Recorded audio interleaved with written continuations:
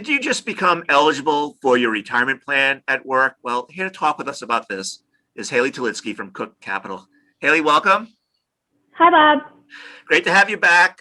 You've written yet another article that will help a good many people. This one's about what to do when you become eligible for your employer's retirement plan. Yes, that's correct. One of the most common questions that I receive from clients of all ages is how to take full advantage of their workplace retirement plan. So I just wanted to put together this article with 5 different tips when it comes to either signing up for or reviewing the options for your employer's retirement plan. I really want to emphasize the importance of enrolling as soon as you become eligible. One of the biggest regrets that many people have is waiting years to sign up for their employer's retirement plan because you're missing out on investment growth and the employer match. So sign up as soon as you become eligible. Review this article. It gives a couple of really great tips when it comes to signing up. And I also want you to keep in mind, this money that goes into the plan is for retirement. Don't plan on touching it until you reach retirement. And that's why it's really important to make sure that you're contributing to your emergency fund and paying down any high interest debt while also signing up for your employer's plan. So when you do sign up, you need to know what you're signing up for, right? The kind of plan that you're being offered and the one that you're enrolling in. Yeah, correct. That's step number 1, and it's probably the most important. So the most common type of retirement plan that you're offered is a 401k or a 403b if you work for a nonprofit or the government. The most that you can contribute to this type of plan is $19,500 for the year 2021 if you're under the age of 50. Another common type of plan that we see is a simple IRA, and the most that you can contribute for 2021 is $13,500. So the next most important thing to do is to figure out how much to contribute and into which account? Yep, that's correct. You want to make sure that you're understanding what the employer matches that's offered to you, as this is essentially free money. So basically what happens is your employer will say, if you contribute a certain amount from each paycheck, your employer is going to match that amount up to a certain limit. So you want to make sure you understand what that limit is, and always make sure that you're signing up to at least receive the full employer match. When it comes to your contributions, you want to make sure that you're increasing them by at least 1 to 2% each year, and with any raises that you may have as well. And your employer is probably also going to give the option to choose between pre-tax or Roth contributions. So you want to make sure that you understand the difference. Keep in mind the employer match is always pre-tax. And what pre-tax means is you don't pay taxes on the money that goes into the plan this year, but when you take that money out at retirement, you'll have to pay income tax on those funds. With the Roth option, you are paying taxes on the money that goes into the plan this year, but it grows tax deferred, and when you take it out at retirement, it's tax free. So the best option just depends on your tax situation and where you think you'll be, what tax bracket you'll be in at retirement. Right. So after you get the money in, now you have to figure out how to invest it. Yeah, that's correct. So you want to make sure that you review your risk tolerance and your time horizon. So if you're on the younger side, you'll probably have decades before you can actually touch this money. So you may be comfortable being a little bit more aggressive with these funds. And all that means is contributing more towards equities instead of bond funds. If you are completely overwhelmed about the investment options, that's okay.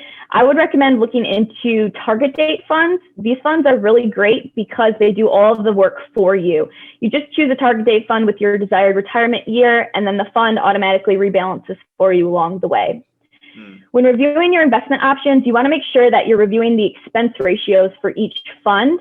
And I would recommend not selecting a fund that has an expense ratio over 1% because those are just fees eating away at your returns. Right. So what's the next step? Yeah, this is a really important step, is choosing your beneficiary. So this is, if something were to happen to you and you were to pass away, who would you want to leave your money to that's in the plan?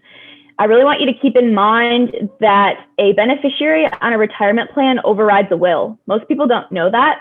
So it's really important to update your beneficiary with any life changes, such as marriage or divorce. And it's a good habit to review your beneficiaries at least once a year.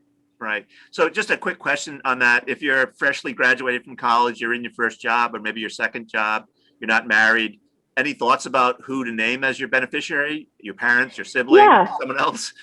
Yeah, it just depends on your, your family situation. I see a lot of clients leave it to their parents or siblings. keep in mind you can split it. So you could do like 50-50 if you want, or even a third, and a third. So you can break it up. Just make sure that when you do get married or you have some sort of life change, you're updating those beneficiaries at that time. Right. And if this is your second or third job, but you left money behind at a former employer's retirement plan, there's things you can do with that money if you haven't rolled it over into an Absolutely. IRA? Yeah. Consolidation is key. So if you do have any old retirement plans, reach out to your plan contact and see if you can roll those funds into this current plan, because life is just a lot easier when all of your money's in one spot. So if you're lucky enough to have a plan with your current employer, that's great. But what if you don't have a retirement plan with your employer? If you're not offered a plan, that's okay. There are still other retirement account options. You can open a traditional IRA or a Roth IRA and contribute up to $6,000 this year. These type of accounts typically have lower fees and more investment options than a normal 401k. Just keep in mind that Roth IRAs do have income limitations. Right. So, Haley, I want to go back to something that you mentioned at the outset about enrolling in your plan. Many plans today have automatic enrollment and automatic contribution. I suspect that if you're unaware of whether that exists for you, you should check that out with your employee benefit department for one, right? Is that correct?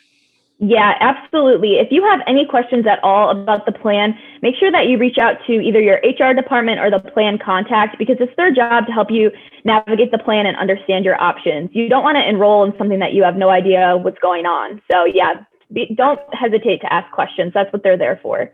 Right. And oftentimes people are auto enrolled maybe at 3% as a salary deferral, which may or may not be enough for, in terms of the amount that you might need to either get the full match or save enough for retirement. So any thoughts about whether someone should increase their contribution from the automatic level?